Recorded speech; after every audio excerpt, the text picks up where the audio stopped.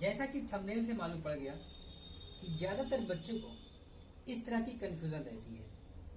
अगर किसी बच्चे से पूछा जाए क्या यह पेन है, तो ज़्यादातर बच्चों का जवाब यही होगा,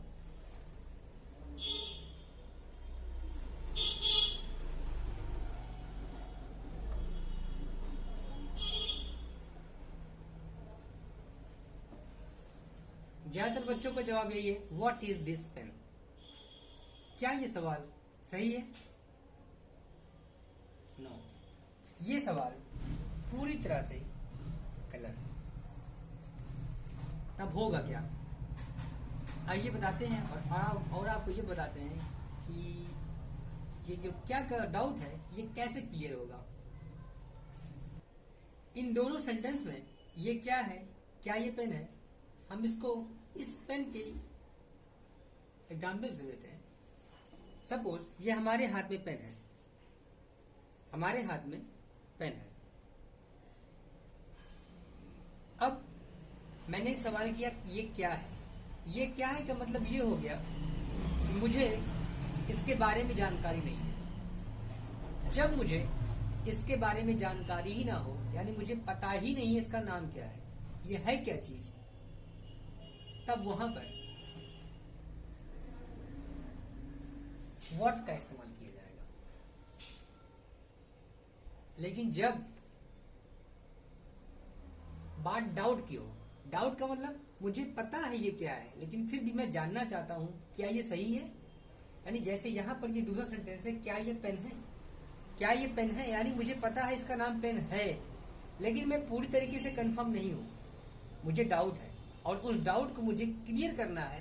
तब वहां पर हेल्पिंग वर्ब का इस्तेमाल किया जाता है। अब सेंटेंस क्या बनेगा मैं आपको बताता हूं। पहला सेंटेंस है ये क्या है, यानी मुझे कुछ पता ही नहीं है इसका क्या नाम है, यानी what is this, what is this. और दूसरा सेंटेंस है क्या यह पेन है, क्या यह पेन है, इज दिस पेन।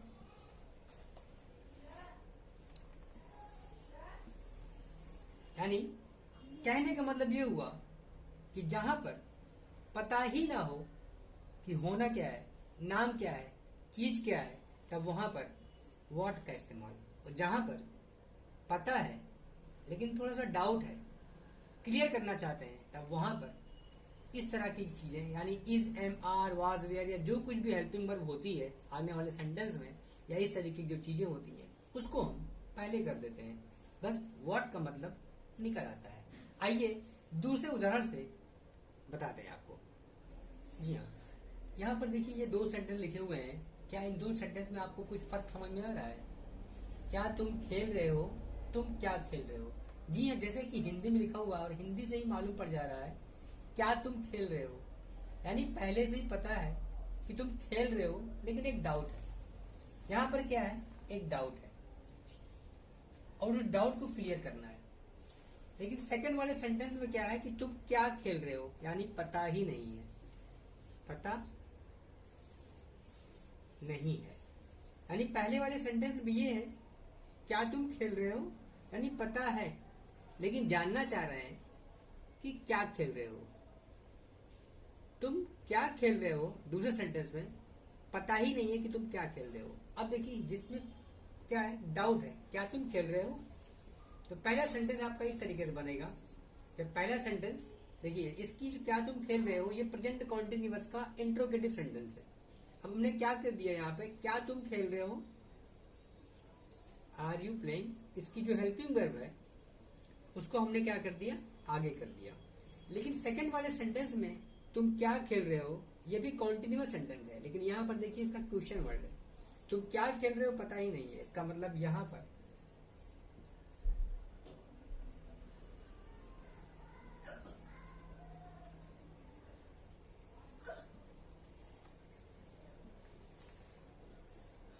अब देखिए यहां पर आपको पूरी तरीके से क्लियर हो गया होगा कि पहला सेंटेंस क्या है कि इसमें डाउट था जो हमें क्लियर करना था। डाउट के लिए हमने क्या कर दिया, यहाँ पे आर लगा दिया यानी हेल्पिंग वर्ब लगा दिया, और दूसरे सेंटेंस में जहां पर हमें पता ही नहीं था कि तुम क्या खेल रहे हो, वहां पर हमने व्हाट का इस्तेमाल कर दिया। आई होप आपको ये डाउट पूरी तरीके से क्लियर हो गया होगा कि कहां पर हेल्पिंग वर्ब इस्तेमाल करना है और कहां पर क्वेश्चन वर्ड व्हाट का इस्तेमाल करना है।